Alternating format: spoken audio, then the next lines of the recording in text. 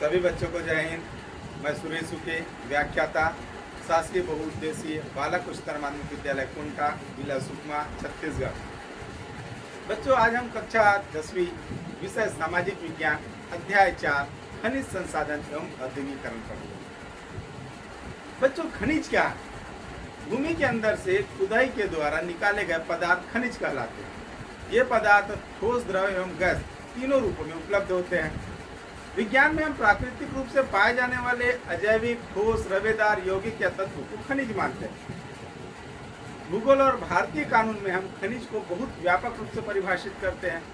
प्रायः वे सभी चीजें जो प्राकृतिक हो और हमें खनन, खुदाई, ड्रिल, तालाब आदि के तल से खोदना, पत्थर काटना आदि के द्वारा प्राप्त हो, उन्हें हम खनिज मानते हैं। इनमें पत्थर, विशिष्ट प्रकार की मिट्टियां, रेत, कोयला, धातु अयस्क, अन्य अयस्क जैसे हीरा, कीमती पत्थर, खनिज तेल और प्राकृतिक गैस शामिल है।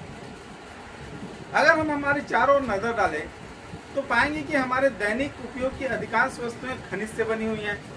हमारे घर मिट्टी, चूना, सीमेंट, लोहे की छड़ आदि से बनते हैं, जो खनिज से ही बने हैं। अधिकांश धातु की चीजें खनिज अयस्क से बनी होती है। सोना, चांदी, मणिक आदि से बने आभूषण भी खनिजों से ही बने होते हैं। हम ईंधन के रूप में पेट्रोल, डीजल और मिट्टी का तेल, केरोसिन का उपयोग करते हैं। ये सभी खनिज तेल या पेट्रोलियम के परिष्करण से बनते हैं। अंततः हम कह सकते हैं कि भूगोल की दृष्टि से जो वस्तुएं प्राकृतिक रूप में जमीन के अंदर से खनन के द्वारा प्राप्त की जाती है, उन्हें हम खनिज कहते हैं। खनिज संपदा भूगर्भीय प्रक्रियाओं से निर्मित होती है और पृथ्वी पर इसकी मात्रा सीमित है। इसका नवीकरण नहीं हो सकता है। हर प्रकार का खनिज कभी न कभी समाप्त हो सकता है। अतः इनका उपयोग इस तरह से किया जाना है ताकि वह टिकाऊ बना रहे और हमारी अगली पीढ़ियों को भी उसकी उचित मात्रा में उपलब्धता प्राप्त हो। बच्चों, अब हम पढ़ेंगे खनिज किसके हैं। मान लें किसी गांव के नीचे गहराई में चूना पत्थर का भंडार पता चला, तो वह चूना पत्थर किसका होगा? जमीन के मालिक का, पूरे गांव का या पूरे राज्य या देश का? अलग अलग देशों में इसके संबंध में अलग अलग कानून है। उदाहरण के लिए ब्रिटेन और संयुक्त राज्य अमेरिका में वह जमीन के मालिक का होगा, जबकि जर्मनी जैसे देशों में वह केंद्र सरकार का होगा।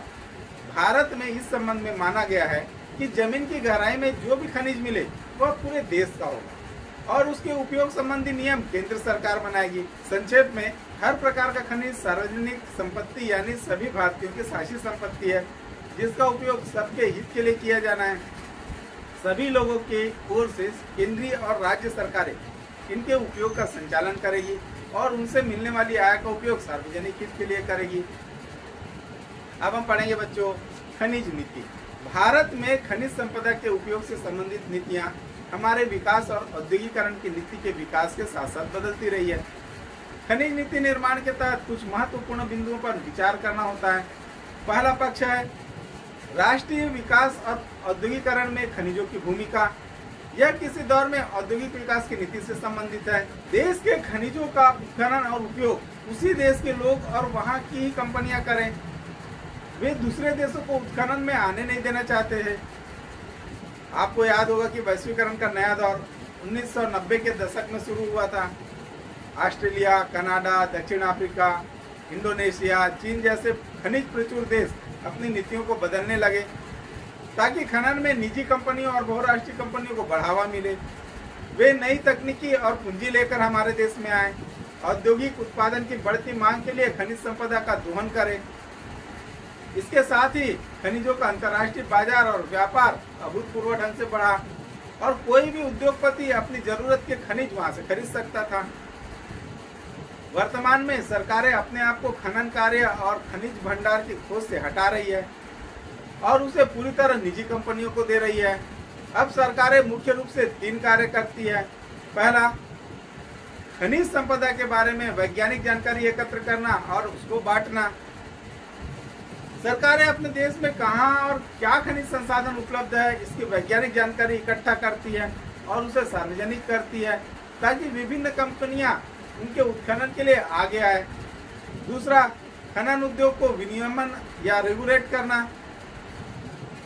सरकारों का यह दायित्व है कि सरकार कायदे कानून के तहत और पर्यावरण व मजदूरों की सुरक्षा को अनदेखा न करे। सरकार कंपनियों को खनिज भंडार खोजने और उत्खनन की अनुमति देती है और यह सुनिश्चित करती है कि कंपनियां उन शर्तों का पालन करें। तीसरा, खनन से शुल्क या कर वसूल करना। सरकार को यह निश्चित करना होता है कि खनिजों से प्राप्त आय का उचित हिस्सा सरकार को शुल्क या टैक्स के रूप में मिले, जिससे वह देश के विकास कार्य में लगा सके। इसी में भारत में भी खनिज नीति में बदलाव होने लगा। भारत में आर्थिक उदारीकरण की शुरुआत 1991 में हुई। 1993 में भारत सरकार ने एक नई खनिज नीति की घोषणा की, जिसमें कहा गया कि सरकार केंद्रीय सार्वजनिक उपक्रमों के लिए आरक्षित खनिज को भी अब निजी क्षेत्रों को देगी। सरकार का कहना था कि उसके पास इतनी पूंजी नहीं है कि वह पर्याप्त मात्रा में निवेश कर पाए और न ही उसके पास इस काम के लिए तकनीकी विशेषज्ञता है। इस कारण से देश खनिज उत्पादन में पिछड़ रहा है और खनिज की बढ़ती अंतर्राष्ट्रीय मांग का लाभ नहीं उठा पा रहा है। इस वजह से सरकार ने निजी व विदेशी कंपनियों को आमंत्रित करने का निर्णय लिया। खनन के निजीकरण के कई प्रभाव पिछले 20 वर्षों में देखे गए हैं, जिनका प्रभाव चिंताजनक है। सकल घरेलू उत्पादन में खनन का हिस्सा 2000 में 3% था, जो 2014 में घटकर 2.3% रह गया। इसमें जितने लोगों को रोजगार मिला वह इन 14 वर्षों में स्थिर रहा। न आय बढ़ी और न ही रोजगार बढ़ा। दूसरी ओर यह देखा गया कि खनन द्वारा उत्पादन बढ़ा है, मगर इससे राज्य को आय कम मिल रही है। तीसरी समस्या यह रही है कि निजी कंपनियां खनन के बाद खदानों को बिना किसी भरपाई के छोड़ देती है। भारत के सैकड़ों बड़ी खदानें हैं जो अभी बंद है और पर्यावरण के विनाश की कहानी को बयां कर रही है। निजी कंपनियां जो केवल मुनाफा कमाने में रुचि रखती है, पर्यावरण संरक्षण में पैसे क्यों खर्च करेगी? उन्हें इसके लिए कैसे बाध्य किया जाए? इन बातों पर अभी चर्चा चल रही है। भारत में खनिज उन्हीं इलाकों में पाई जाती है जहां जंगल अधिक है, जहां से नदियां निकलती है। अधिकांश हमारे जनजाति समूह रहते हैं। खनन के कारण जंगल नष्ट हो रहे हैं। 1,86,000 हेक्टेयर जंगल खनन के लिए काटे गए हैं। खनन और खनिजों की धुलाई के लिए स्थानीय जल स्रोतों का भयंकर प्रदूषण होता है। पर्यावरण के इस तरह के खराब होने से वहां रहने वाले लोगों की आजीविका खतरे में है। कानून के अनुसार वहां रहने वाले जनजातीय समुदाय की सहमति से ही खनन कार्य किया जा सकता है। इस प्रावधान को सही तरीके से अमल में नहीं लाया जाता है। फलस्वरूप जनजातीय समुदाय संसाधन युक्त होने के बावजूद सुविधाओं से वंचित रह जाते हैं। खदानों का दोहन खदान क्षेत्र के बंद होने के पश्चात लक्ष्यों को ध्यान में रखकर किया जाना चाहिए। खदान भूमि को दोहन भूमि के पूर्व स्थिति में लाना, उसे अन्य उत्पादक कार्य के लिए उपयोगी बनाना, जैसे खेती योग्य बनाना, यह हमारा प्रमुख लक्ष्य होना चाहिए। खनन के पश्चात पुनः वनीकरण के लिए अत्यंत आवश्यक है, अतः वहाँ वृक्षारोपण किया जाना चाहिए। जैव ईंधन को बनाए रखते हुए छोटे छोटे क्षेत्रों में वन लगाए जाए, जो कि खदानी क्षेत्र की पारिस्थितिकी के पुनर्वास के लिए उपयोगी होगी। खदानी क्षेत्रों में मिट्टी के कटाव को हरी घास के सुरक्षात्मक कवच के द्वारा बचाया जा सकता है। खनिज संपदा के उपयोग से स्थानीय लोगों की जरूरतों और पर्यावरण की सुरक्षा, इन सब बातों के बीच संतुलन बनाए रखना जरूरी है। अब हम पढ़ेंगे बच्चों, खनन प्रक्रिया क्या है, किन किन जगहों पर किस तरह के खनिज का निक्षेप है। भूवैज्ञानिक सर्वेक्षण विभाग तथा उस देश या राज्य का खनिज विभाग सर्वेक्षण के माध्यम से जानकारी जुटाने का काम करते हैं। केंद्रीय भू सर्वेक्षण विभाग की रिपोर्ट के माध्यम से सरकार ऐसे खनिज निक्षेपित भूमियों की नीलामी करती है। नीलामी की प्रक्रिया में कई कंपनियां हिस्सा लेती है। प्रक्रिया के अनुसार जिसे भी ठेका दिया जाता है उसे उस भूमि से पर संबंधित खनिज के उत्पादन का अधिकार प्राप्त हो जाता है।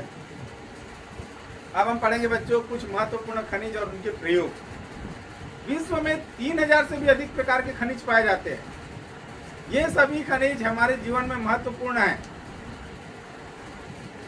खनिजों को हम 4 वर्गों में रख सकते हैं।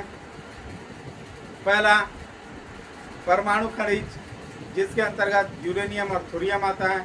दूसरा, ऊर्जा खनिज, जिसके अंतर्गत कोयला, खनिज तेल और पेट्रोलियम गैस आता है। तीसरा, धात्विक खनिज, इसके अंतर्गत लौह अयस्क, बॉक्साइट, क्रोमाइट, मैग्नीज, तांबा, सोना, चांदी आते हैं। चौथा, गौण या अधात्विक खनिज, भवन निर्माण के कार्य में आने वाले खनिज जैसे ग्रेनाइट, हीरा, संगमरमर, चूना पत्थर, कंकड़, बालू, इमारती पत्थर, ये सब चीजें आती है। खनिजों के गुण धर्म एवं संरचना के आधार पर खनिजों को 2 भागों में बांटा जाता है, धात्विक खनिज और अधात्विक खनिज। धात्विक खनिजों को भी 2 वर्गों में बांटा जाता है। ऐसे खनिज जिनमें लौह अंश की मात्रा होती है जैसे लौह अयस्क, manganese, chromite, pyrite, tungsten, nickel और कोबाल्ट। दूसरे ऐसे खनिज जिनमें लौह अंश नहीं होता जैसे सोना, चांदी, तांबा, सीसा, बॉक्साइट, टीन, मैग्नीशियम। अधात्विक खनिजों में धातु नहीं होता जैसे चूना पत्थर, अभ्रक, जिप्सम आदि। अब हम पढ़ेंगे बच्चों खनिजों का वितरण। भारत में खनिजों के प्रमुख संसाधन लौह अयस्क, कोयला, क्रोमाइट, मैग्नीज, टंगस्टन, बॉक्साइट, तांबा, सीसा, पेट्रोलियम और यूरेनियम है। अब हम पढ़ेंगे बच्चों लौह अयस्क। लौह अयस्क से कच्चा लोहा तथा कई प्रकार के इस्पात तैयार किए जाते हैं। आधुनिक विकास का आधार लोहा है। आधुनिक जीवन, कृषि, औद्योगिक उत्पादन, निर्माण और यातायात में लोहा और इस्पात का उपयोग होता है। लोहे का उत्पादन अन्य धातुओं के उत्पादन से अधिक होता है। इसकी विशेषता होती है अन्य धातुओं को मिलाकर इसकी मजबूती और कड़ेपन को घटाया बढ़ाया जा सकता है। लौह अयस्क शुद्ध रूप में नहीं पाया जाता। चट्टान में लोहे के अतिरिक्त अन्य खनिज के रूप में उपलब्ध होते हैं जैसे गंधक, फास्फोरस, एल्यूमिना, चूना, मैग्नीशियम, सिलिका, टिटेनियम आदि। इसे लौह अयस्क कहते हैं। रासायनिक प्रक्रिया के द्वारा लोहे को इसमें से अलग किया जाता है। धातु की मात्रा के अनुसार लौह अयस्क को 4 भागों में बांटा जाता है। हेमेटाइट जिसमें 70% लोहा पाया जाता है, मैग्नेटाइट जिसमें 70.4%, लाइमोनाइट जिसमें 59.63% तथा सिडेराइट जिसमें 48.2% लोहांश पाया जाता है। भारत में अधिकांश भंडार हेमेटाइट और मैग्नेटाइट का। भारत में लौह अयस्क का अनुमानित भंडार 1778 करोड़ टन है। हेमेटाइट अयस्क प्रमुखतः प्रायद्वीपीय पठार में पाया जाता है। उच्च कोटि के हेमेटाइट अयस्क के लिए छत्तीसगढ़ का पहला डीला क्षेत्र, कर्नाटक का बेल्लारी होस्पेट क्षेत्र तथा झारखंड, उड़ीसा का सिंहभूमि सुंदरवन प्रमुख क्षेत्र है। छत्तीसगढ़ में 26,476 मिलियन टन लौह अयस्क के भंडार है, जो देश का लगभग 18.67% है। देश में लौह अयस्क उत्पादन में छत्तीसगढ़ तीसरे स्थान पर है। दंतेवाड़ा, दुर्ग, कांकेर तथा राजनांदगांव में लौह अयस्क संचित है। अब हम पढ़ेंगे बच्चों मैग्नीज। मैग्नीज का प्रमुख उपयोग लोहा इस्पात उद्योग में किया जाता है, जहां उसे लोहे के साथ मिलाकर इस्पात तैयार किया जाता है। इस्पात में 12 से 14% मैग्नीज होता है। मैग्नीज युक्त इस्पात अधिक मजबूत, कठोर और घर्षण सहने की क्षमता वाला होता है। मैग्नीज इस्पात का उपयोग क्रशर और मशीन बनाने में होता है। क्रशर से चट्टान पीसकर अलग अलग आकार की गिट्टी बनाई जाती है। मैग्नीज का प्रमुख उपयोग कांच तथा मिट्टी के बर्तन, प्लास्टिक, फर्श के टाइल्स, ग्लास, वार्निश तथा शुष्क बैटरी सेल बनाने में किया जाता है। सर्वाधिक मैग्नीज भंडार उड़ीसा, मध्य प्रदेश, कर्नाटक में है। छत्तीसगढ़ के बिलासपुर जिले में 516.66 मिलियन टन उच्च कोटि के मैग्नीज अयस्क के भंडार है। अब हम पढ़ेंगे बच्चों क्रोमाइट अयस्क। क्रोमियम का एकमात्र अयस्क क्रोमाइट है। मैग्नीज की तरह क्रोमियम का भी उपयोग लौह इस्पात के मिश्रण के लिए किया जाता है, जिसका उपयोग रसोई घर के बर्तन, छुरी, कांटा, मशीन की बेयरिंग आदि बनाने के लिए किया जाता है। क्रोमियम के साथ निकिल मिलाने पर इस्पात में भाप, जल, आर्द्र, वायु तथा अम्ल द्वारा होने वाले क्षरण को सहने की क्षमता आती है। क्रोमियम के साथ टंगस्टन, कोबाल्ट मिलाने से बहुत ही मजबूत इस्पात तैयार होता है, जिसे स्टेलाइट कहते हैं। उड़ीसा राज्य में भारत का क्रोमियम का सर्वाधिक भंडार है। अब हम पढ़ेंगे बच्चों टंगस्टन। आधुनिक धात्विक उद्योगों में मिश्रित इस्पात एलॉय स्टील बनाने में टंगस्टन का विशेष महत्व है। टंगस्टन मिश्रित स्टील का उपयोग उच्च श्रेणी के काटने वाले उपकरण और पत्थर छिद्रक उपकरण बनाने में किया जाता है। विद्युत उपकरण जैसे बल्ब तथा ट्यूब के फिलामेंट में भी टंगस्टन का उपयोग किया जाता है। क्योंकि इसमें विद्युत प्रवाह को सहने की क्षमता अधिक होती है। अब हम पढ़ेंगे बच्चों तांबा। तांबे का उपयोग मानव प्राचीन काल से ही कर रहा है।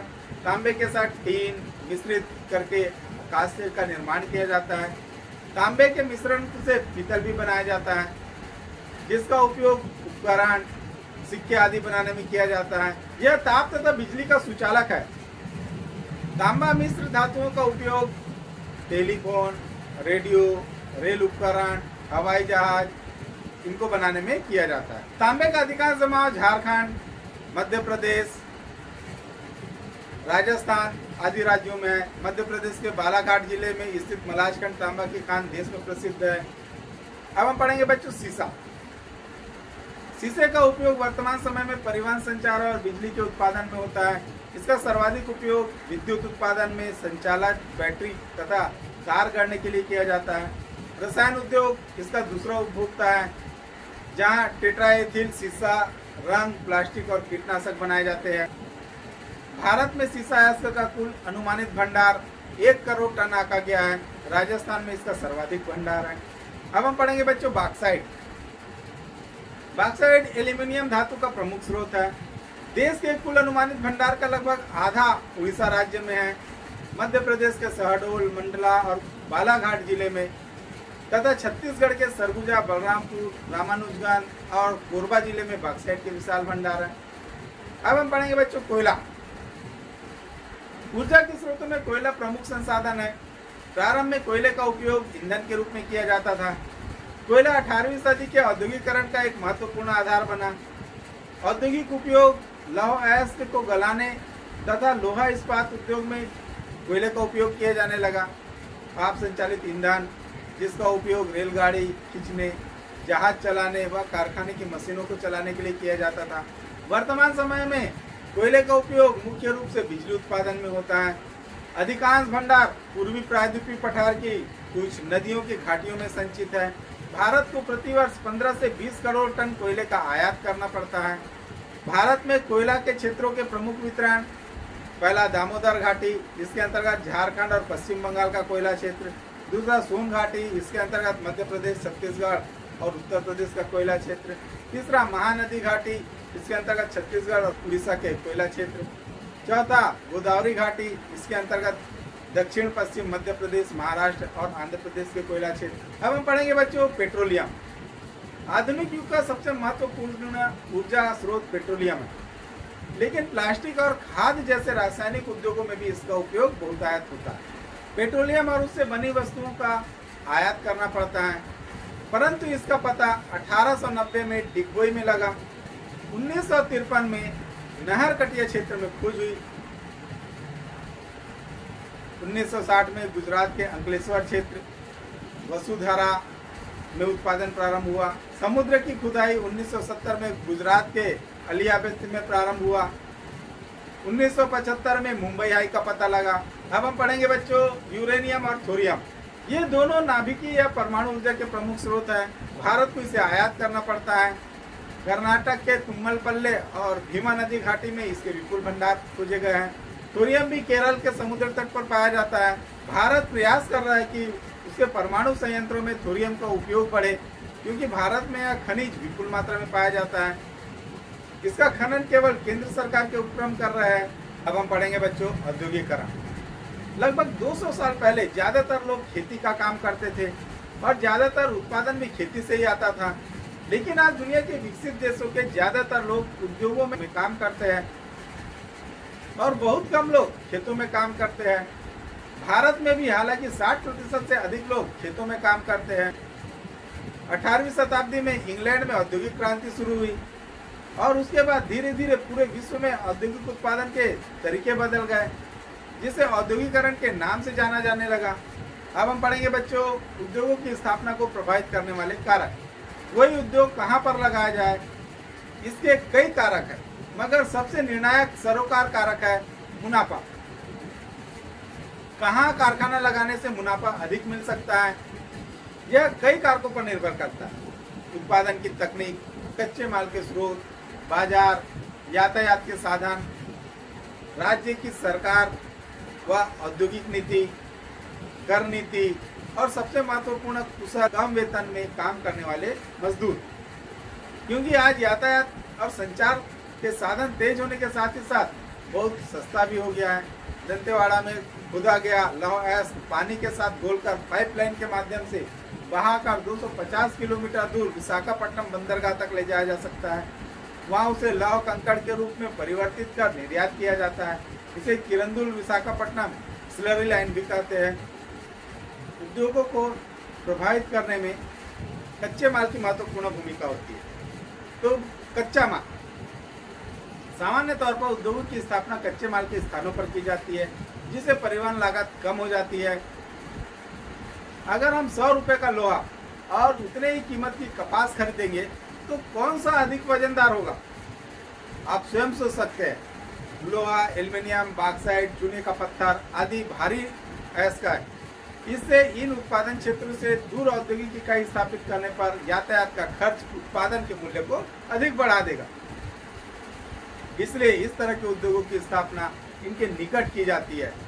कुछ जैसे कोरबा में एल्युमिनियम का कारखाना, भिलाई में लोहा इस्पात कारखाना, दुर्ग के जामुल में सीमेंट कारखाना, ये सब खदानों के पास लगाए गए। इसके विपरीत कपास का भार बहुत ही कम होने के कारण कपास का परिवहन लागत, उससे बने धागा के परिवहन से होने वाला खर्च अपेक्षाकृत कम होता है।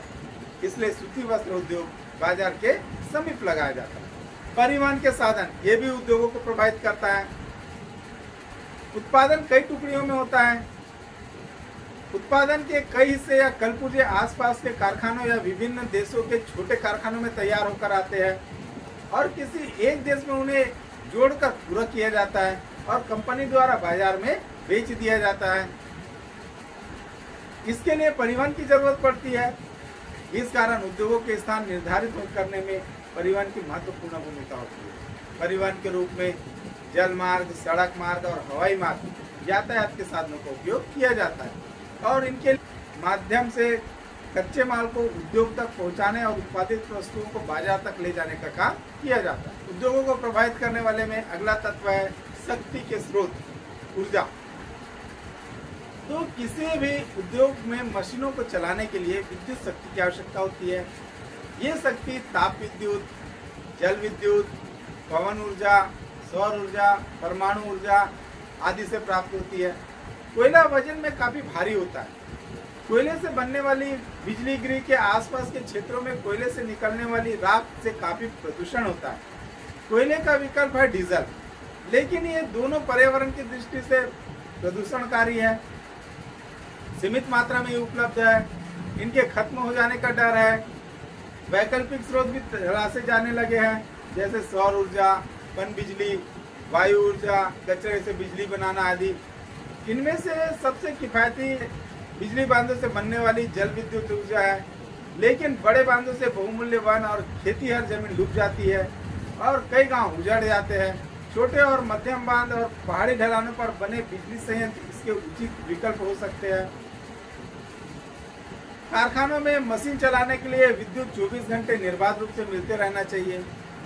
अब हम पढ़ेंगे बच्चों उद्योग को प्रभावित करने वाले तत्वों में बाजार। किसी भी वस्तु के उत्पादन के बाद उसकी बाजार में खपत होती है, तो वस्तुएं आकर्षक होना, गुणवत्ता युक्त होना यह आवश्यक है। आज बहुत सारी कंपनियां मोबाइल बनाती है। बाजारों की प्रतिस्पर्धा में अपने आप को बनाए रखने के लिए कंपनियां अपने नए फीचर के साथ अलग अलग आकार, डिजाइन, सस्ते मूल्य पर मोबाइल को बाजार में उपलब्ध कराती है, जिससे वे ग्राहकों का आकर्षण अपनी ओर कर सके तथा बाजार में अपने आप को पुनः स्थापित कर सके। अब हम पढ़ेंगे बच्चों उद्योगों को स्थापित करने वाला अगला तत्व श्रम। तो उद्योगों में काम करने के लिए कुशल और प्रशिक्षित मजदूरों की आवश्यकता होती है। साथ ही कुछ कुशल मैनेजर, वैज्ञानिक, कंप्यूटर प्रोग्राम आदि की भी जरूरत होती है। कुछ लोग लीक से हटकर सोचे, नई नई चीजें की खोज करें, समस्याओं के हल खोजते रहे। ऐसे सृजनशील और भीड़ से हटकर सोचने वाले लोगों की जरूरत होती है। विकासशील देशों में मजदूरों की समस्या बहुत भिन्न होती है। सघन जनसंख्या वाले देशों में बेकारी की समस्या गंभीर है। वे सस्ते में काम करने के लिए तैयार हो जाते हैं, लेकिन उनमें कुशलता की कमी होती है। अधिकांश लोग अशिक्षित होते हैं, आधुनिक उद्योगों की जरूरतों को पूरा करने में सक्षम नहीं होते। कई कारीगरों को कुशलता हासिल करने के लिए विदेशों में ट्रेनिंग के लिए भेजना पड़ता है। कंपनियों ने अब स्थायी मजदूर व कर्मचारी रखना कम कर दिया है और वे अस्थायी या ठेके पर मजदूर रखते हैं, काम का आउटसोर्सिंग करने लगे हैं। इससे कंपनियों की श्रम लागतों में कमी और बचत हो जाती है। अब हम पढ़ेंगे बच्चों, उद्योग को स्थापित करने में अगला तत्व पूंजी। औद्योगिकरण के लिए सबसे महत्वपूर्ण जरूरत है पूंजी की। शेयर बाजार, बैंक और बीमा कंपनियां, इसकी आवश्यकता पड़ती है। इनके होने से किसी भी उद्योगपति को कारखाने लगाने के लिए जरूरी पूंजी उपलब्ध हो जाती है। लोग अपना धन खाली और अनुपयोगी न रखें और उसे लाभ कमाने के लिए निवेश करें। इसके लिए बैंक जैसी संस्थाएं जरूरी है। उद्योगों में व्यक्तिगत पूंजी केवल व्यापारिक और लाभ की दृष्टि से लगाई जाती है। जैसे मुंबई के कपड़ा उद्योगों में व्यक्तिगत पूंजी का आकर्षण इसी दृष्टिकोण से हुआ था। पिछड़े हुए प्रदेशों के विकास तथा प्राकृतिक संपत्ति का उपयोग संतुलित विकास को ध्यान में रखकर सरकारी पूंजी में निवेश किया जाता है। भिलाई इस्पात संयंत्र इसका एक उदाहरण है। अब हम उद्योगों को प्रभावित करने वाले तत्वों में अगला तत्व प्रौद्योगिकी, उसके बारे में पढ़ेंगे। प्रौद्योगिकी जितनी आधुनिक होगी उतना ही सहज एवं निम्न लागत पर ज्यादा से ज्यादा उत्पादन करना संभव हो सकेगा। विकसित देशों के पास आधुनिक प्रौद्योगिकी होने के कारण वहाँ औद्योगिकरण अधिक संभव है। नए नए अनुसंधान, नई तकनीकों का विकास आवश्यक है जिससे ज्यादा उत्पादन हो सके। उच्च गुणवत्ता के लौह अयस्क से उच्च गुणवत्ता युक्त लोहा इस्पात का निर्माण किया जा सकता है, लेकिन कम गुणवत्ता वाले लौह अयस्क से उच्च गुणवत्ता के लौह अयस्क का उत्पादन किस प्रकार संभव हो, यह नए अनुसंधान के द्वारा ही संभव हो सकता है। नई नई स्वचालित मशीनों के उपयोग से सर्वाधिक व गुणवत्ता युक्त उत्पादन हेतु प्रौद्योगिकी विकास व उनके संभावनाओं को तलाशना महत्वपूर्ण हो गया है। दुनिया के अन्य देशों के बारे में सूचना के माध्यम से पता करना औद्योगिकरण में मददगार साबित होता है। आज कंपनियों में काफी प्रतिस्पर्धा बढ़ गई है, इसलिए यह जरूरी हो जाता है कि अत्यधिक व गुणवत्ता युक्त उत्पादन के लिए आधुनिक व नई तकनीक का उपयोग करें। इसके लिए कई कंपनियां नई तकनीक वाली कंपनियों के साथ मिलकर उत्पादन का काम करती है। उदाहरण के लिए भारत की हीरो कंपनी ने जापान की कंपनी होंडा के साथ मिलकर हीरो होंडा मोटरसाइकिल का उत्पादन शुरू किया। अब हम पढ़ेंगे बच्चों औद्योगिक नीति। उद्योगों की स्थापना सरकार की नीति पर निर्भर करता है। उद्योगपति ऐसे देशों में अपनी पूंजी का निवेश करते हैं जहां शासकीय नीतियां लचीली होती है, जहां शासन अर्थव्यवस्था में हस्तक्षेप कम से कम करे और जहां पर कर कम से कम हो, जहां बुनियादी सुविधाएं जैसे सड़क, बिजली व यातायात व्यवस्थित हो। अब हम पढ़ेंगे बच्चों नई औद्योगिक नीति के प्रभाव। तो 3 प्रमुख नीतियां बनाई गई है जो इस प्रकार है। पहला, उदारीकरण। उदारीकरण का अर्थ होता है नियमों व प्रक्रियाओं को आसान बनाकर लाइसेंस परमिट राज को कम करना, जिससे विदेशी कंपनियां और अपनी औद्योगिकी व तकनीकी के साथ भारत में कारखाने लगा सके। यह औद्योगिक विकास के लिए किया गया उपाय है जो 7वीं पंचवर्षीय काल में अपनाया गया। 8वीं पंचवर्षीय योजना में इसे और अधिक प्रोत्साहित किया गया। दूसरा है निजीकरण। सरकार द्वारा सार्वजनिक उपक्रमों को निजी हाथों में बेचा जाना उन उपक्रमों का निजीकरण कहलाता है। विगत सालों में सार्वजनिक क्षेत्र के उपक्रमों में घटते लाभ को देखते हुए इनके प्रबंधन में निजी क्षेत्र की भागीदारी बढ़ाने, घाटे में चल रहे बीमार उपक्रमों को बंद करने की मांग तेजी से बढ़ने लगी। बढ़ती समस्याओं के समाधान के लिए सरकार ने अपने आर्थिक सुधार कार्यक्रमों की श्रृंखला के दौर में सार्वजनिक उपक्रमों में विनिवेश की नीति को अपनाई और निजीकरण के मार्ग खोल दिए। निजी क्षेत्र में भागीदारी बढ़ी, अतिरिक्त संसाधनों का एकीकरण भी हुआ। अब हम पढ़ेंगे बच्चों वैश्वीकरण। एक देश की अर्थव्यवस्था को दूसरे देश की अर्थव्यवस्था के साथ जोड़ना वैश्वीकरण कहलाता है। 1980 और 90 के दशक में शुरू हुई वैश्वीकरण की प्रक्रिया के तहत पूंजी के साथ साथ वस्तुएं और सेवाएं, श्रमिक और संसाधन एक देश से दूसरे देश में स्वतंत्रता पूर्वक आ जा सकते हैं। वैश्वीकरण में मुख्य रूप से घरेलू और विदेशी प्रतिस्पर्धाओं को बढ़ाने पर जोर दिया गया। वैश्वीकरण को हम 2 तरह से समझ सकते हैं। पहला, एक आर्थिक और राजनीतिक प्रक्रिया जिसके तहत उत्पादन और वितरण का अंतर्राष्ट्रीयकरण होता है। अर्थात देशों के बीच में उत्पादन, पूंजी, श्रम, विचारों और संस्कृति के आवागमन या लेन देन में जो बाधाएं थी उसका खत्मा, ताकि पूरे विश्व में सब बातों का बेरोक टोक लेन देन हो सके। दूसरा, वैश्वीकरण को आगे बढ़ाने के लिए सुझाई गई नीतियां, जिन्हें हम उदारीकरण की नीतियां भी कहते हैं। अब हम पढ़ेंगे बच्चों भारत के बृहद औद्योगिक प्रदेश। औद्योगिक विकास की विशेषता होती है कि यदि एक स्थान पर कुछ उद्योग विकसित हो जाते हैं तो कई अन्य उद्योग भी वहां पर आकर्षित होते हैं। वहां आवश्यक सुविधाएं जैसे कुशल श्रमिक, परिवहन के साधन, मशीन के पुर्जे, व्यापार का प्रबंध आदि उपलब्ध हो जाते हैं। उसके आसपास के इलाकों में फैलता जाता है। उसके आसपास के नगरों में भी कई उद्योग पनपने लगते हैं। सरकार की नीति भी इसे विकसित करने में सहयोग देने लगती है। जब कई प्रकार के उद्योगों का विकास स्थानीय रूप से उपलब्ध होने वाली सुविधाओं को ध्यान में रखकर किसी खास क्षेत्र में तेजी से किया जाता है तो ऐसे क्षेत्र को औद्योगिक प्रदेश कहा जाता है। भारत में 8 औद्योगिक प्रदेश है।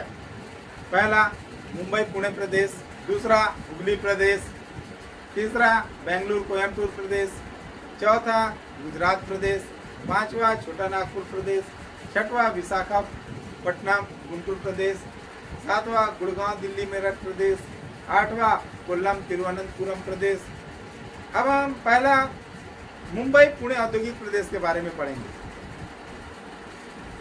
तो मुंबई पुणे औद्योगिक प्रदेश, इस औद्योगिक प्रदेश में नासिक से सोलापुर के मध्य मुंबई, ठाणे, पुणे, नासिक, सोलापुर, कोलाबा, अहमदनगर, सतारा, सांगली और जलगांव जिले आते हैं। हमें मालूम है कि मुंबई भारत की व्यावसायिक राजधानी है। यह देश का बड़ा बंदरगाह भी है। इसे एशिया के सबसे बड़े वस्त्र उद्योग के रूप में भी जाना जाता है। इस प्रदेश का विकास 1774 में आरंभ हुआ, जब अंग्रेजों ने जल पोताश्रय के रूप में इसका चयन किया था। इसके विकास का दूसरा चरण 1854 में कवाजी डाबर के द्वारा पहला आधुनिक सूती वस्त्र उद्योग कारखाना स्थापित करने से माना जाता है।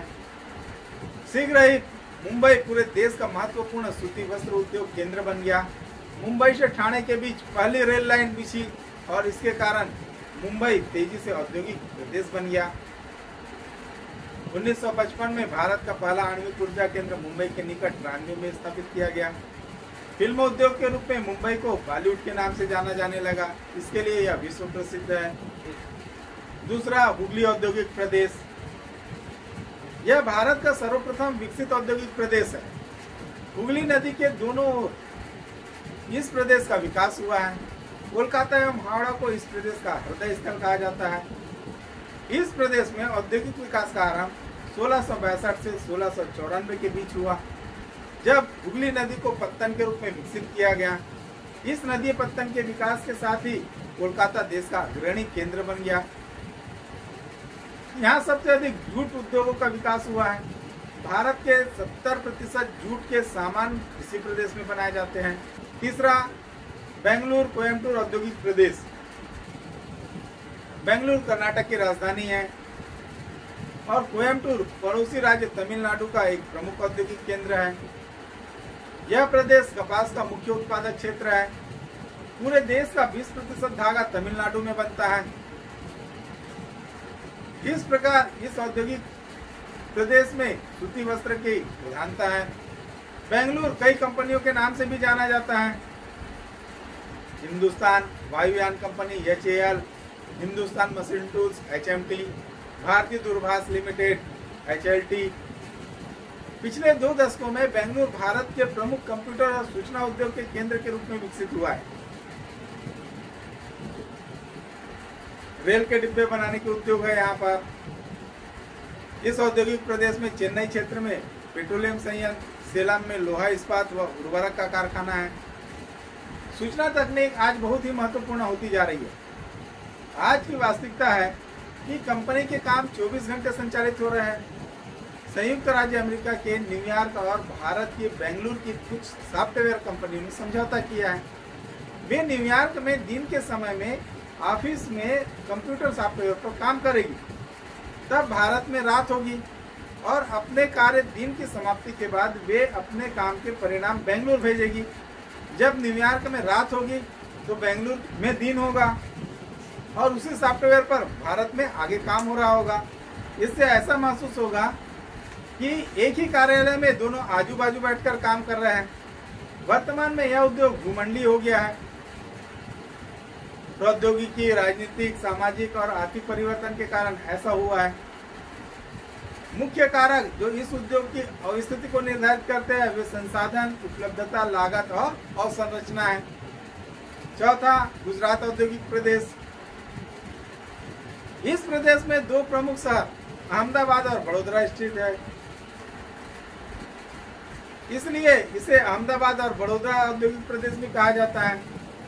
अहमदाबाद में सूती वस्त्र उद्योग की सर्वाधिक मिलें हैं। सूरत में हीरे की कटिंग, सोना चांदी के जेवर और वस्त्र के उद्योग विकसित है। आनंद में डेयरी उद्योग प्रमुख है। अहमदाबाद में इंजीनियरिंग सामान, इलेक्ट्रॉनिक्स, सॉफ्टवेयर, दवाइयाँ आदि के कारखाने हैं। अब हम पढ़ेंगे बच्चों पांचवा औद्योगिक प्रदेश छोटा नागपुर का पठार, छोटा नागपुर औद्योगिक प्रदेश। तो इस औद्योगिक प्रदेश का विस्तार पश्चिम बंगाल से लेकर दामोदर घाटी, सिंहभूमि और उड़ीसा तक है। छठवा, विशाखापट्टनम गुंटूर औद्योगिक प्रदेश। यह औद्योगिक प्रदेश विशाखापट्टनम जिले से लेकर प्रकाशम जिले तक स्थित है। इस प्रदेश के विकसित होने का कारण विशाखापट्टनम तथा मछलीपट्टनम का बंदरगाह है। गोदावरी घाटी में पेट्रोलियम पदार्थ व कोयला मिलते हैं। विशाखापट्टनम में हिंदुस्तान शिपयार्ड लिमिटेड की स्थापना की गई है, जहां जलपोत बनते हैं।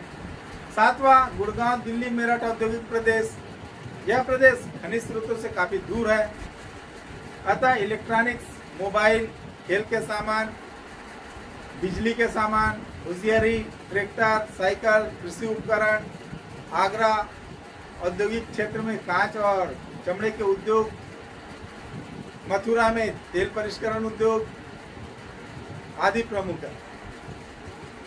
आठवां, कोल्लम तिरुवनंतपुरम औद्योगिक प्रदेश। यह औद्योगिक प्रदेश केरल के छोर पर स्थित है। इन क्षेत्रों में कृषि उत्पादों के आधार पर उद्योग स्थापित है। इन उद्योगों में सूती वस्त्र उद्योग, चीनी उद्योग, रबर उद्योग, कागज उद्योग, मछली उद्योग, नारियल रेशे से उत्पादों से संबंधित उद्योग, सीमेंट आदि उद्योग प्रमुख है। अब हम पढ़ेंगे बच्चों दुर्ग, रायपुर, बिलासपुर, कोरबा औद्योगिक प्रदेश। तो छत्तीसगढ़ में स्थित यह औद्योगिक प्रदेश मूलतः स्थानीय खनिजों पर आधारित है। तृतीय पंचवर्षीय योजना काल में भिलाई इस्पात संयंत्र की स्थापना रूस के तकनीक के सहयोग से हुई थी। यह संयंत्र कोलकाता मुंबई मार्ग पर छत्तीसगढ़ के दुर्ग जिले के भिलाई में स्थित है। भिलाई इस्पात संयंत्र के लिए लौह अयस्क 97 किलोमीटर दक्षिण में स्थित दल्ली राजरा पहाड़ियों से आता है। कोयला कोरबा एवं झारखंड की झरिया खानों से प्राप्त होता है। कृषि आधारित राइस चावल की मिल भी इस क्षेत्र में है। Bharat aluminium company limited Balco की आधारशिला 27 नवंबर 1965 को रखी गई। बॉक्साइट के नए स्रोतों के रूप में बाल्को की सरगुजा जिले की मैनबाट खदान से तथा साथ ही फुटका पहाड़ स्थित बाल्को की निजी खानों से बॉक्साइट प्राप्त किया जाता है। कोरबा के बीचों बीच से गुजरने वाली हसदो नदी कारखाना को पानी की आवश्यकता पूरी करती है। कोयले का विशाल भंडार होने से यहाँ के थर्मल पावर की स्थापना हुई है, जिससे इस क्षेत्र को व राज्य को बिजली की आपूर्ति होती है। रायगढ़ में जिंदल ग्रुप का लौह इस्पात का कारखाना कार्यरत है। अब हम पढ़ेंगे बच्चों औद्योगिकरण के प्रभाव। औद्योगिकरण के कई फायदे हैं, जैसे उद्योगों के विकास से बड़े पैमाने पर सामान का उत्पादन होने से काफी सस्ती दरों पर उपभोक्ता के लिए सामान उपलब्ध हो जाता है। औद्योगिकरण से लोगों के जीवन स्तर में काफी वृद्धि होती है। उपभोक्ता वस्तुओं के कई विकल्प उपलब्ध है। ग्राहकों को विकल्पों की व्यापक विविधता मिलती है। औद्योगिकरण नए रोजगार के अवसर पैदा करती है। औद्योगिकरण में आयात और निर्यात के लिए परिवहन का नए तरीके से विकास होता है। संसाधनों का उपयोग किया जाता है। विदेशी मुद्रा की कमाई होती है। अब हम पढ़ेंगे बच्चों औद्योगिकरण से समस्याएं। तो औद्योगिकरण से केवल लाभ ही नहीं होता, बल्कि इससे कई प्रकार की पर्यावरणीय समस्याएं भी पैदा होती है। उद्योगों में किए जाने वाले कच्चे माल तथा शक्ति के साधन की जरूरत पड़ती है, जिससे कच्चे माल के लिए प्राकृतिक संसाधनों का दोहन किया जाता है। परिणाम स्वरूप भूमिचरण तथा संसाधनों के समाप्त होने का भय बना रहता है। कारखानों के अपद्रव पदार्थ से जल, थल तथा वायु प्रदूषण की गंभीर समस्याएं पैदा हो जाती है। सभी बड़े बड़े औद्योगिक नगर इससे ग्रसित है। इस तरह तेज गति से चलने वाला औद्योगिकरण पर्यावरणीय समस्याओं की जननी भी है। एक सीमा के बाद जब भूमि, परिवहन, मजदूर, बिजली, पानी आदि महंगे होने लगते हैं, मजदूरों की हड़ताल आदि की भी समस्या होने लगती है, उद्योगों का स्थानांतरण होने लगता है। कई बार सरकारें भी किसी खास नगर में उद्योग लगाने से मना कर देती है, जिससे वहाँ उद्योग नहीं लग पाते हैं। अब हम पढ़ेंगे बच्चों उत्खनन से होने वाली समस्याएं। बच्चों ये प्रश्न परीक्षा में पूछा जा चुका है। तो उत्खनन से होने वाली समस्याएं किस प्रकार है। पहला, खदानों के इर्द गिर्द हवा में धूल के गुब्बारे उड़ते देखे जा सकते हैं, जिसके कारण काम करने वाले लोगों के फेफड़ों की बीमारी का खतरा बना रहता है। दूसरा, देखा गया है कि जो ठेकाधारक है खनिजों के उत्खनन के बाद खनिज भूमि को ऐसे ही छोड़ देते हैं, जिससे जन धन व पशुधन की हानि होती है। खदान के कई सौ फुट गड्ढों में मवेशी सहित खेलते कूदते बच्चे प्रतिदिन गिर जाते हैं, जिससे कई दुर्घटनाएं होती है, कई लोगों की जानें चली जाती है। तीसरा, खनन के कारण उस क्षेत्र की भूजल संरचना में बदलाव होता है, इसलिए खनन न केवल वहाँ की भूमि और वन को प्रभावित करता है, बल्कि नदियों को भी प्रभावित करता है। खनन से खनिज निकालने के बाद बचे हुए मलबे नदी की घाटियों में जमा कर दिए जाते हैं, जिससे नदी का मार्ग जो है अवरुद्ध हो जाता है, नदी की घाटी में बाढ़ आता है, साथ ही साथ वन भी समाप्त होते जाते हैं। चौथा, तेजी से बढ़ते नगरीकरण के कारण पिछले कुछ सालों में बालू तथा पत्थर की मांग तेजी से बढ़ी है। नदी में रेत के दोहन होने से नदी की धारा में बदलाव तथा तटों पर कटाव ज्यादा होने लगता है। कर्नाटक की भद्रा नदी तथा छत्तीसगढ़ की संकनी नदी से रेत के दोहन होने से अवसादीकरण अधिक हो रहा है। बच्चों, अब सबसे इम्पोर्टेंट क्वेश्चन ई कॉमर्स, ये परीक्षा में पूछा जा चुका है। बच्चों, पहले हम केवल कल्पना करते थे कि काश हम अपने घर पर बैठे रहें और हमारे पास मोबाइल, घड़ी, कपड़े, किताब, खिलौना, घरेलू सामान, ये सारी चीजें आ जाए। अब यह कल्पना नहीं रही, बल्कि वो वास्तविकता में बदल गई। हम अपने मोबाइल या कंप्यूटर के माध्यम से ऑर्डर करते हैं, अपने एटीएम से भुगतान करते हैं, अपना सामान आने के बाद में पेमेंट करते हैं, और कुछ ही दिनों के बाद आपका सामान आपके हाथ में आ जाता है। यही है ई कॉमर्स। भारत में इंटरनेट और मोबाइल यूजर्स की संख्या बढ़ती जा रही है। ई कॉमर्स के बढ़ने की वजह है, एक रिपोर्ट के अनुसार भारत का ई कॉमर्स बाजार सालाना 50% की दर से बढ़ रहा है। वहीं चीन का ई कॉमर्स बाजार 18% और जापान का 11% सालाना की दर से बढ़ रहा है। देश में ऑनलाइन खरीदारी करने वाले लोगों में 75% की उम्र मात्र 15 से 34 वर्ष की है। तो बच्चों, इसी के साथ ही हमारी क्लास यहीं पर समाप्त होती है। मैं उम्मीद करता हूँ आपको मेरी क्लास पसंद आई होगी। इसे ज़्यादा से ज़्यादा लाइक करें, शेयर करें और सब्सक्राइब करें। धन्यवाद।